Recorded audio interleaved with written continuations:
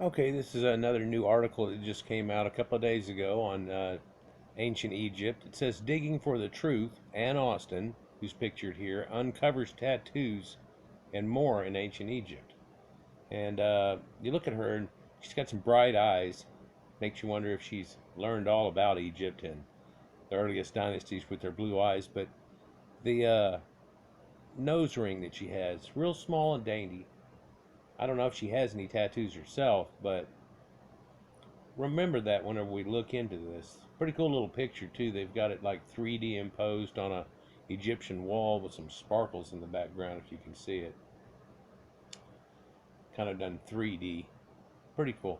She's the assistant professor of anthropology, and she's had a discovery of tattoos on mummies at the site Deir el Medina and unlocked the understanding about the role of body art on women in ancient Egypt.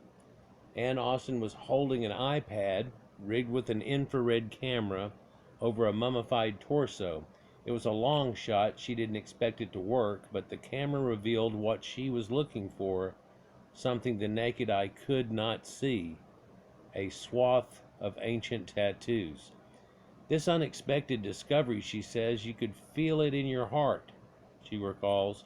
It leaps to it leaps to see something that you know no one has seen for thousands of years, to find something that is otherwise invisible and then becomes visible. And you can imagine that her heart raced whenever she saw this and realized that she saw a secret that no one had seen. And whenever I was a kid, dreams of Indiana Jones and finding treasure and all these things. But in a real archaeological sense, there's a lot of crap that goes on with it, and a whole lot of digging and a whole lot of well, I wonder what's over there, and a whole lot of digging and a whole lot of so on before you find something. And to jump up and to all of a sudden feel like you may be one of the few people, if anybody, that actually knows something like this goes on has got to be a heart racing event, to say the least. But let me preface this before I go into it. Somebody had already found this. There was this guy who had, for some reason, taken pictures of the mummy known as Ginger, the blonde gebelien mummy that was pre-dynastic that they have in the British Museum, and he was going around taking pictures of him. I don't know if he was playing with a filter or what he was supposedly doing, but in his idea, it was looked at as this same long shot.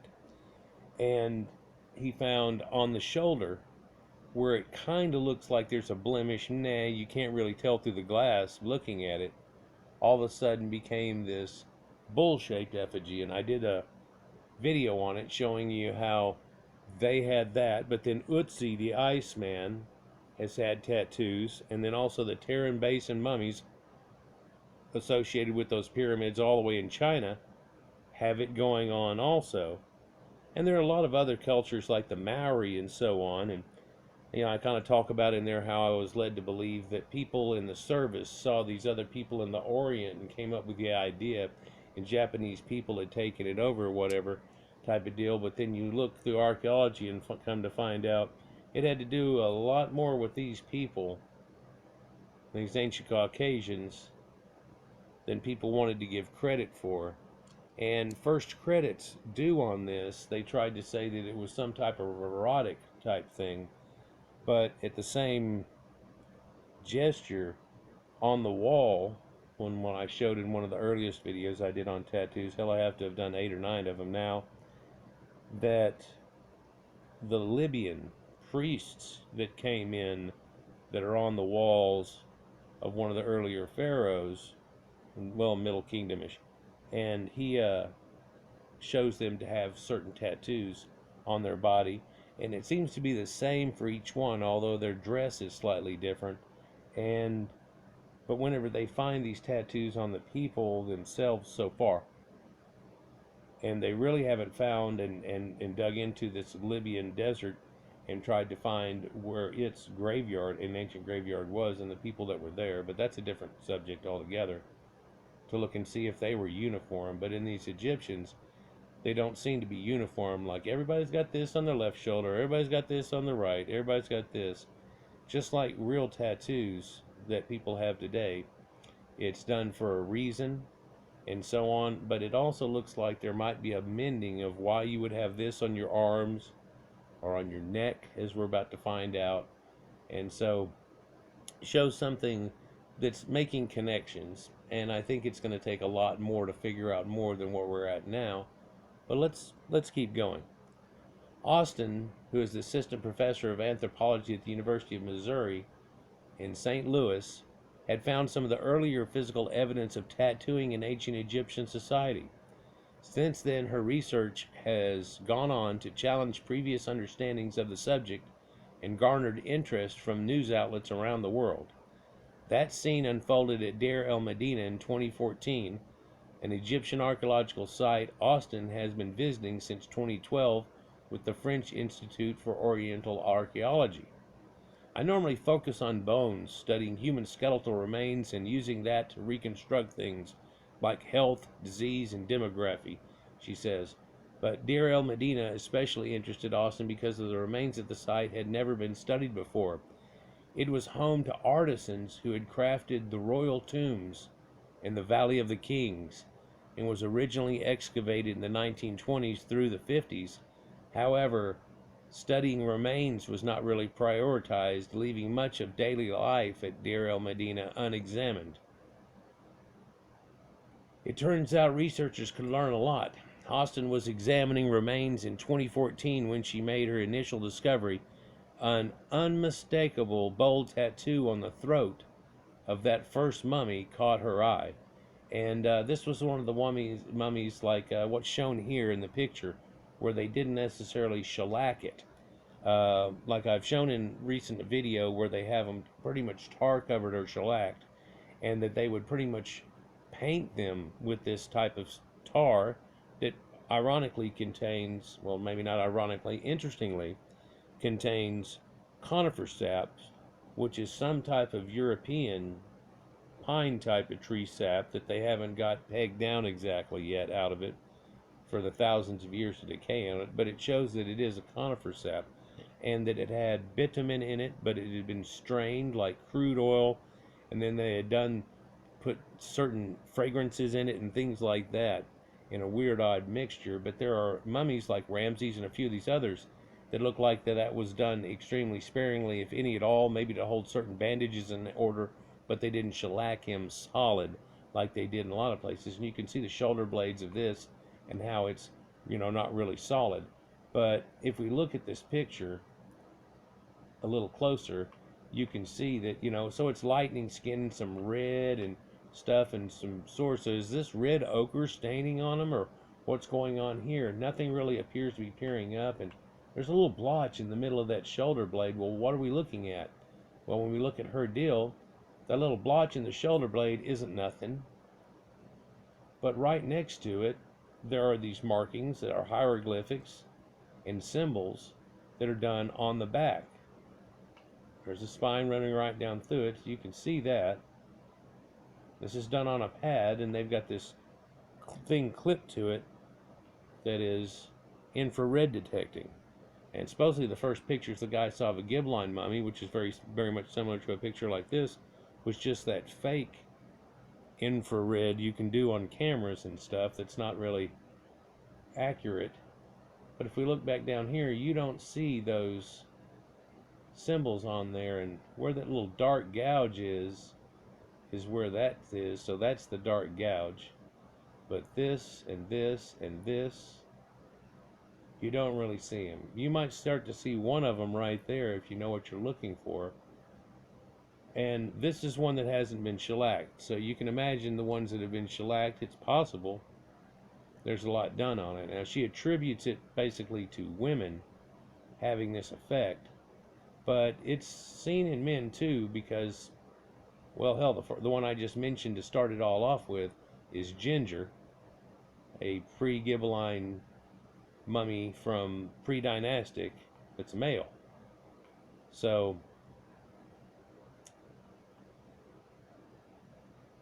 we're fixing to look at the picture too of the one on the throat, and in that deal you can see that it's one that didn't get shellacked at all either. Although whenever they mummify somebody, even somebody as pale as her, ends up turning dark like beef jerky. And then when they shellac them, they just, it, you couldn't tell really if they had tattoos on them or much things about them. But their hair is a dead giveaway and things like that. No pun intended. She says, I pulled back to look at the rest of her body, and the things that at first glance you would dismiss as maybe just irregular patterning for mummification, because there are all these resins they use that leave lines on the body, like they painted it. So I looked more closely and realized they were tattoos. In total, she identified about 30 distinct tattoos on that mummy, many of which are known hieroglyphics and symbols. Unfortunately, her research expedition was nearly finished. So she says, I didn't really fully study that mummy until 2015 and 2016, Austin says. Then I thought, well, I should reevaluate whether tattoos are present elsewhere. So return trips in 2016 and 2019 confirmed her hunch when more infrared scans revealed tattoos on the remains of 6 more female bodies. And I believe the article where I showed in 4 videos of it ago that had to do with her, it's nice to put a face to a archaeologist every once in a while, was after this 2016, but now she's gone back in 2019, just last year, and so there's more to come out of it, and I'm guessing they'll have more to go because 6 more female bodies were found, and this is associated with the Temple of Hathor too, by the way. Austin presented her updated findings at the annual meeting of the American Schools of Oriental Research in September of 2019.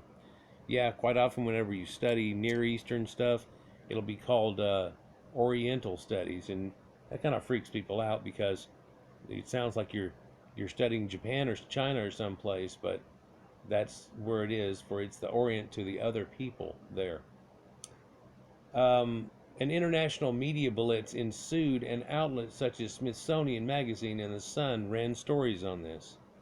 I was just thinking, in fact, as Oriental goes, whenever I say things like Asian, now people think of Oriental, so it's just like keep shoving it over in a mental thought, but Anatolia is Asia Minor, and Sumerian stuff, Afghanistan, that's Asia.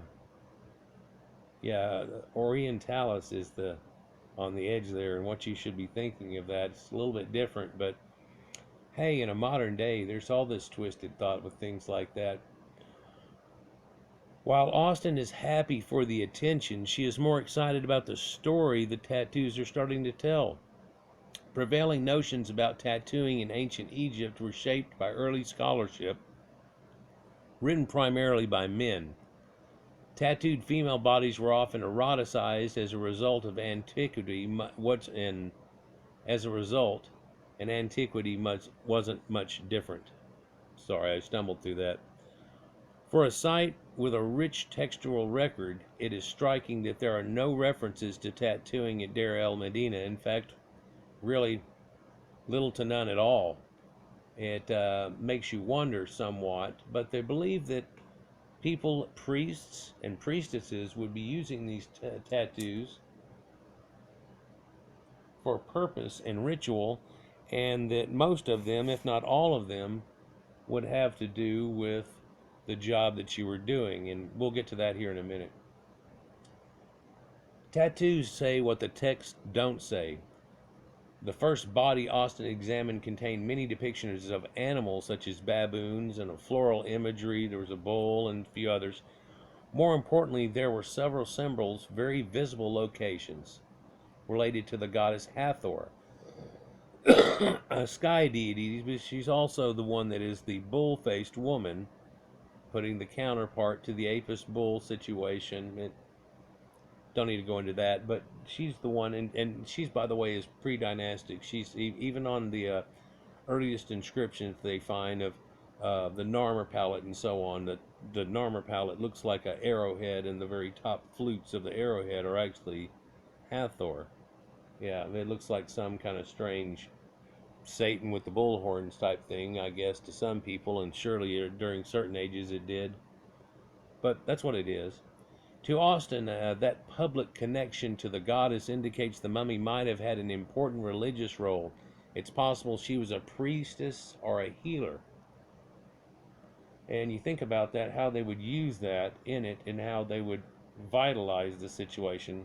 We'll get into it. They talk about it a little more. We have tattoos on our body that make this phrase in Egyptian hieroglyphics, to do good. They're placed on her neck as well as her arms. I don't think it's a coincidence. I think it's quite intentional. The ones on her neck cover her voice box, and so when she spoke or sang, these vibrations would have touched the tattoo and would have gotten the benefit of this ability to do good. And also in seeing her and stuff, she would have had this effect. So you can imagine if you had somebody, I don't know, pick a great singer, Celine Dion or whatever, and if she had this tattoo on her neck that was like to do good, how it would add to the effect, how it would emote the effect stronger. This is related to an ancient Egyptian concept called contagious magic. According to this belief, her voice would have been imbued with the special gifts by coming into contact with the hieroglyphs, and as she sang things, this would, in essence, heal you and to do good, right? A masking to make sure that it works in a certain way. Let me get a drink. As if you were wearing a mask or other type things. This is that mummy. And this is one they did in shellac, but you can see it sure turned into beef jerky. And there's some pieces that are left here on what effectively becomes the chest. And there is some bitumen-like looking stuff on it, but there's marks on the arm, so it's not showing here, but in doing so, they're able to show you close up, and you can see Hathor's eye here, and the Wadjet blue eye, known as the blue eye of Horus, here, and then it looks like two figures. I can't really make out what exactly they are, but I bet if you take a picture with that, you can make out more of what they are. I believe they had figured out that they were gods of resurrection and wisdom. So the tattoo on the neck of this mummy means to do good in ancient Egyptian hieroglyphs, and might have symbolically given its power to her voice when she sang or spoke.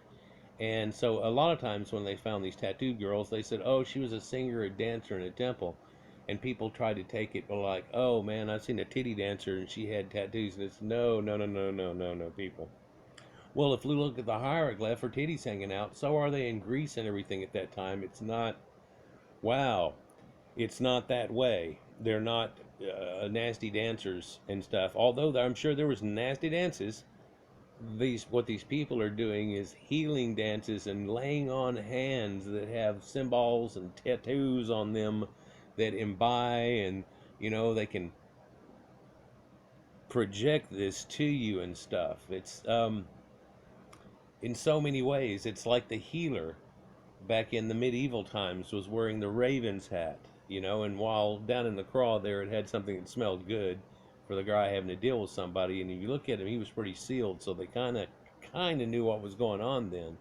It also served a symbolic purpose of ravens or vultures and things that goes back, as I've talked about, way back. A lot of times this person was really just reading his last rites and seeing if there was anything they could do, for by the time that he showed up, it had taken the person quite far. But these tattoos that are shown here on Utsi and all these different ones, although they're not exact as each one, like a carbon copy, like, hey, all the girls at Temple of Hathor have this same situation. They don't have the same situation, but they have similar gestures going on. And one wonders if that had to do with anything too, and who was who, and was this a high priestess that was known for her singing and healing abilities, and so this was done. In her more recent research, Austin found a tattoo associated with Bes, a god linked to the household, one or more other mummies. And I've got a video I could actually do about this. It's up here in the top. That I have to go down 30 of them to go to it. And what it is they found a tattoo of Bess, and they're finding them on thighs of girls. And here again, they try to say that they're dancing girls or doing this thing, and it must have to do with something linked with a household and the sacred rites of Bess. And it's the first time they found a tattoo of Bess on people. Tattoos of this deity had previously depicted in artwork, but this was the first physical evidence of a tattoo. Austin says there were other familiar symbols too, but she's not quite sure what they mean yet. So you have to put it all together. But just like symbology on a wall, you can take it and put it all together. And even somebody modern day that's taken and slowly over time, for a reason, gotten themselves sleeved, and then there's real reasons behind it. And sure, it might have to do with a rock band that you were real into at times, and this, that, and the other, and that, it would probably have to do with certain things. I've quite often thought about getting one, and of course I was into saltwater fish and everything, thought about getting a clownfish and a anemone with a lionfish behind it and a shark way off in the distance or something. But this starts to become bigger and bigger of a deal. And if I did one about ancient history, you're talking about pyramids and ziggurats and certain symbols and pictures and the guy with the little pine cone deal he's holding out and everything else. And this is going to be a whole back through my arms and all that type of thing. And I still don't think that that's really my game. It's more in my head than on my body, and showing outward I do it in this way rather than that. But let's just continue.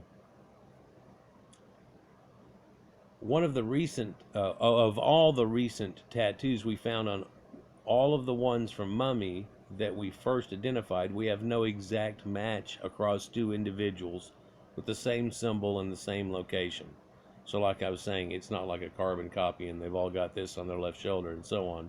But there are some similarities. The lack of pattern points to the practice potentially being more individualistic than researchers previously assumed. Austin is gradually starting to fill in the gaps to paint a more complete picture of life in ancient Egypt. Scholars dismiss tattoos as something that's just about eroticized female bodies. Austin says that's one way of explaining why they only show up on women's bodies, but the evidence that we're getting suggests that it's probably more complicated than that. In fact, it doesn't just show up on women's bodies. As I said, the earliest one we have is Ginger. And if you'll look up Ginger, he is a blonde, pale leucoderm Caucasian with tattoos on him from pre-dynastic Badarian series Gebelien mummy. So up in there from before forming of Egypt.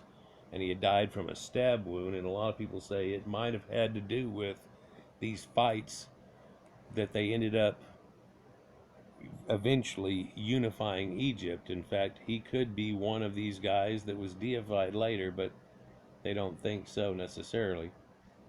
But also at that same time frame, we have people tattooed like Utsi the Iceman, who's been thawed out, and in his weird shape still he has bam.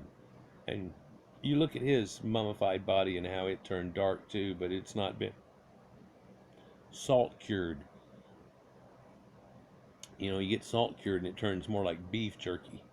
You want to see a weird video, look at Bob Breyer, Mr. Mummy, and he actually, in one of his videos there, it's a dude with a gun of fro, and he does a mummy out of this pale guy who's given his body to science, and whenever he does it, it turns into this dark beef jerky color. So it just makes sense into it. In fact, it gets darker than this by far. But yeah, interesting that they have this and the ideals of why they had tattoos in certain places, and some of them don't make sense. But when you have healing tattoos that are on your arms, and you have tattoos that say things like to do good with your voice, then you're probably speaking spells and situations. And so this probably girl that's looked at by some has been some kind of dancer or maybe a singer was probably somebody that was more a healer with her words and other type of things that you'd associated. And sure, we get that out of great singers that we get now. And so it's possible this was a great singer back then that we're always, just totally unaware of. Anyhow, we'll get into this more, and hopefully she'll come out with something else with all the different pictures and collages and ideas and maybe a concept, and show you the rest of them, because if she did, there are quite a few people that are into symbology that could probably take it to another level. Like, share, and subscribe, and enjoy, and we'll get on to more about ancient archaeology and what's coming up, because like I said, I've got 40 things lined up here, and the list doesn't seem to be getting any shorter. See you soon. Peace.